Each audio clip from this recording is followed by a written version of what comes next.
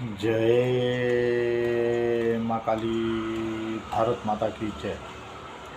भारतवासियों, देखिए, middle east में तो युद्ध बहुत खतरनाक मोड़ लिए हुए हैं। ईरान के ऊपर अमेरिका, इजराइल अपनी मिसाइलें और बमों की बारिश कर रहे हैं, लेकिन ईरान भी पीछे नहीं है। ईरान भी ऐसा छकाए हुए है अमेरिका को कि बस कुछ पूछिए मत। लेकिन ये युद्ध अब हमारे घर की सरहद पर भी पहुंच गया है। देखिए, ईरान का जो जहाज़ भारत आया हुआ था मेहमान बनकर, उसमें कई देशों के जहाज़ थे, अमेरिका के भी। लेकिन जैसे ही हमारे सीमा रेखा से बाहर गया वो जहाज़ और अमेरिका ने उसको उड़ा दिया। अब आप सोचिए कि अमेरिका ने उसको उड़ाया कैसे। वो भारतवासियों, कोई ना कोई तो गद्दार है जिसने बताया भाई ईरान का जहाज़ इधर से निकला है। नहीं तो इतना युद्ध में समय नहीं होता कि पूरी पे नज़र रखी जाए। मेरा तो मानना है इस जहाज़ को जो उड़ाया गया है उसकी खबर पाकिस्तान या श्रीलंका ने दी है। श्रीलंका से वो मदद मांगता रह गया, मुझे अपने बंदरगाह पर खड़ा होने दो, होने दो, होने दो।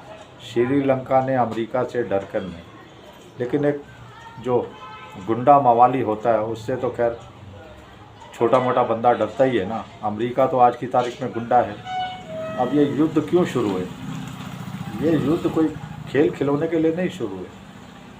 ये जितने हथियार, मिसाइलें एक दूसरे के ऊपर दागेंगे, उसके बाद दुनिया हथियार खरीदने की होड़ में लग पड़ेगी। दुनिया, हर कोई देश जिसके पास हथियार नहीं है वो बेचारा सीधा साधा है, तो दो रोटी खाकर अपनी गुजारा करता है, वो भी हथियारों की होड़ में आ जाएगा, बोलेगा मुझे भी खतरा है। तो ये एक बहुत बड़ी मार्केट है, ये बहुत बड़ा बाज़ार है। बस इसीलिए पूरी दुनिया में कहीं ना कहीं युद्ध होता रहता है, कहीं ना कहीं दुनिया में लड़ाई होती रहती है कि मार्केट में हथियार कैसे बिके। लेकिन मैं आपको बताता चलूँ कि अब इसका फ़ायदा भारत को भी मिलेगा, बहुत अच्छे तरीके से मिलेगा। हमारे हथियारों की मांग दुनिया में बहुत ज़्यादा बढ़ गई है और अब और ज़्यादा दुनिया हमारे भारतीय हथियार खरीदेंगी, क्योंकि दुनिया ने देख लिया हमारे हथियारों की ताकत। तो चलिए, हम इस बात पे नहीं आते, लेकिन अमेरिका ने जो ईरान के हमारा मेहमान था, जो युद्ध पोत को उड़ाया, वो अमेरिका ने बहुत बड़ी गलती कर दी, भारतवासियों, बहुत बड़ी गलती। और अब ट्रंप बाबा भारत से मदद मांग रहा है, क्योंकि उसकी मिसाइलें ख़त्म होती जा रही है। देखिए, जो शाहिद ड्रोन है ईरान का, 40 लाख का ड्रोन है, उसने 9,000 करोड़ के अमेरिका के रडार सिस्टम को ध्वस्त कर दिया। 9,000 करोड़ के रडार सिस्टम को ध्वस्त कर दिया 40 लाख के शाहिद ड्रोन ने। और इसके साथ ही उसने यूएई में भी रडार को नुकसान पहुंचाया है, बहरीन में भी इस सिस्टम को नुकसान पहुंचाया है। तो ईरान भी कुछ कम नज़र नहीं आ रहा। तो ईरान के साथ अब इतने खतरनाक जो देश, जो अपने आप को सबसे पावरफुल मान रहे हैं, अगर उनसे ईरान ऐसा मुकाबला कर रहा है तो ईरान की तो हौसला अफजाई करनी पड़ेगी भारतवासियों। तो 7वां दिन आज युद्ध का हो गया है, लेकिन ये युद्ध रुकता हुआ नज़र नहीं आ रहा। अब ट्रंप बाबा भारत से मदद मांग रहा है, भारत से। लेकिन मैं बताऊं, भारत कुछ मदद नहीं करने वाला है। इजराइल मिसाइलें मांगेगा तो भारत दे देगा, अमेरिका को तो कुछ नहीं देने वाला।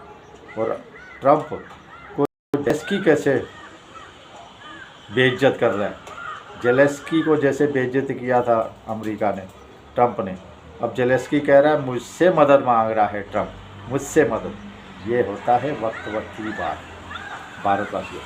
चलिए आप सावधान रहिए, देखिए हमारी सरकार कितनी बुद्धिमान, कितनी चतुर है, शांत होकर बैठी है। और भारतवासियों आप कितने लक्की हो, आपके ऊपर कैसे हमारे देवी देवताओं का आशीर्वाद बरस रहा है। इतना होने के बाद भी हम अपने सारे त्यौहार मना रहे हैं।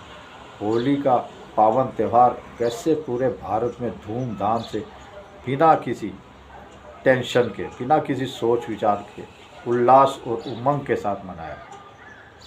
लेकिन इसी के साथ भारतवासियों में बार बार कहता हूँ आपको सावधान भी होना पड़ेगा। देखिए दिल्ली के उत्तम नगर में एक बच्ची के हाथ से गुब्बारा छूट गया और वो गिर गया और किसी जिहादी या जिहादन के ऊपर छींटे उड़ गए उस गुब्बारे के, तो सारे जमा हो गए हथियार लेके, ऐसा मारा हिंदुओं को कि बस पूछो ही मत। अब दरवाज़ा बंद करके भाग चुके। मैं बोल रहा हूँ ये कायर होते हैं, कायर, ये झुंड में हमला करते हैं, इनकी औकात ही नहीं है। अब ये भागे फिर रहे हैं। और देखिए उसके बाद इतना झगड़ा होने के बाद वो बेचारी का बेटा, उस घर का जो 27 साल जिसकी उम्र बताई जा रही है, काम से लौट के आया, उसको तो पता भी नहीं क्या हुआ, उसके ऊपर भी हमला कर दिया। उसकी मौत हो चुकी है भारतवासियों, उसकी मौत हो चुकी है। मैं आपको बार बार कहता हूँ जब तक आप जागरूक नहीं होंगे ये जिहादी ऐसे कहर बरपाते रहेंगे। और ये मोदी जी जो इनके ऊपर विश्वास और भरोसा कर रहे हैं ना, ये देश को तबाह करने में लगे हुए हैं। इतने बेशर्म लोग हैं।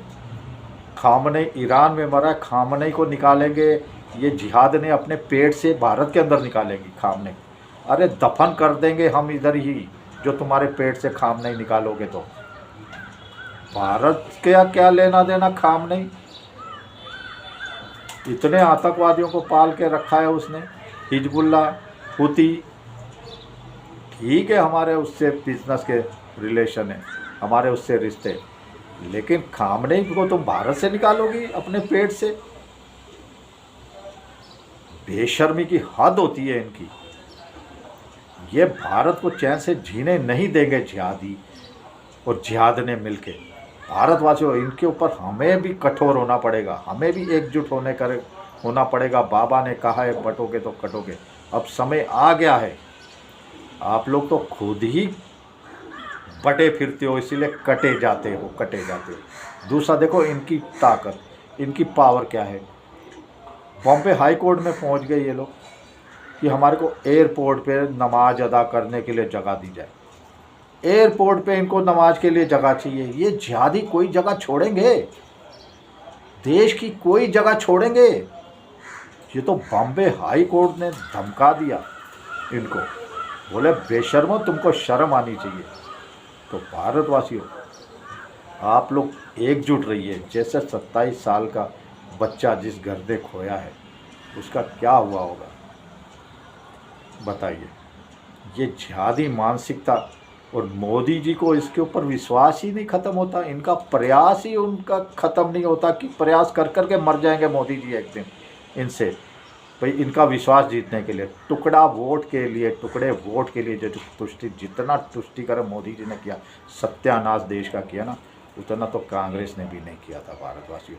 उन्होंने नाली का कीड़ा बना के रखा था, नाली का कीड़ा। और इनको इतना पावर, इतना मजबूत करते जा रहे हैं मोदी जी की बस पूछिए मत। सोचिए भारतवासियों, चलिए सोचिए आप। जय श्री राम, जय श्री हनुमान, वंदे मातरम, जय हिंद।